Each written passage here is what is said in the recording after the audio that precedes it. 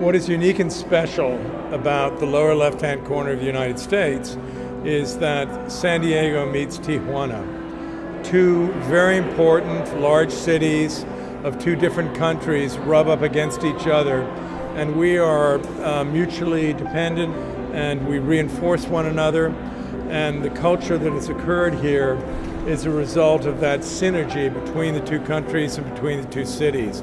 And this tale of two cities, I think, is told very well in this exhibition. It's a picture of time and space in different directions because it's artists who have either resided in San Diego in the past or who live and work here in the present or who maybe were just born here, so we were trying to be as inclusive as possible. So it gives you kind of a picture of people who have been here and artists who have made an impact on the landscape.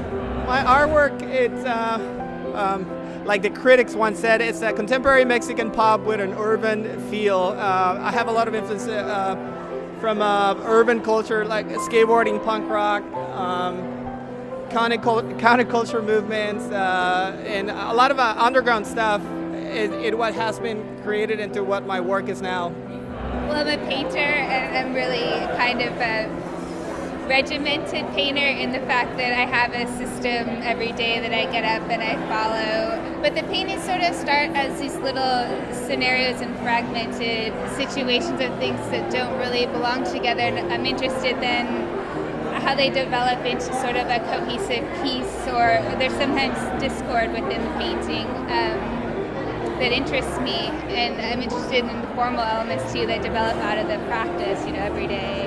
The project that's in the show is called Keep on Crossing, a piece I do with VASQUEZ, who's also a San Diego artist. And we work with humor and the idea of crossing borders that are political, social, emotional. The project started in 2003 as a response to a society in which there were more borders being placed on civil rights, civil liberties, even in the workplace. And so this was kind of a creative response to that. But we see as the years have gone by, now that we see what's going on in Arizona, what's going on around the world, that the message of really transcending those borders and not accepting unjust borders or borders that are placed arbitrarily, that it applies at the societal level.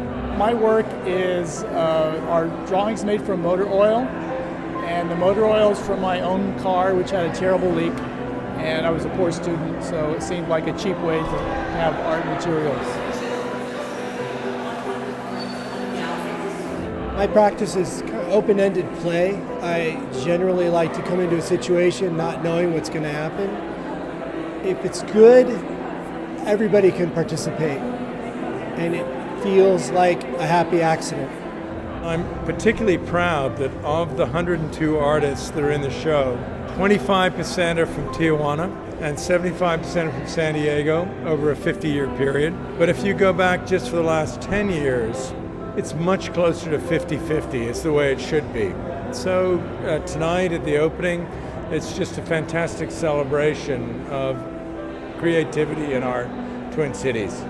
I think of the salon-style hanging as kind of giving you a sense of what it's like to go into the storage vaults of the museum and to see these works that very sort of fortuitously come together on the racks, and many of these works came to the collection as museum purchases, and so they were part of a more strategic desire on our part to collect local artists from San Diego and from Tijuana, but many others came to us as donations, and in that way it is again fortuitous, and it's more about the generosity of people who make these gifts but who have their own eccentric or idiosyncratic or just their own interests as collectors. And of course these are objects that we want, they come to us, but I'm just saying that there's a mix and there's a great heterogeneity of objects, and so in some ways it also reflects the collecting landscape and not just the art landscape of San Diego.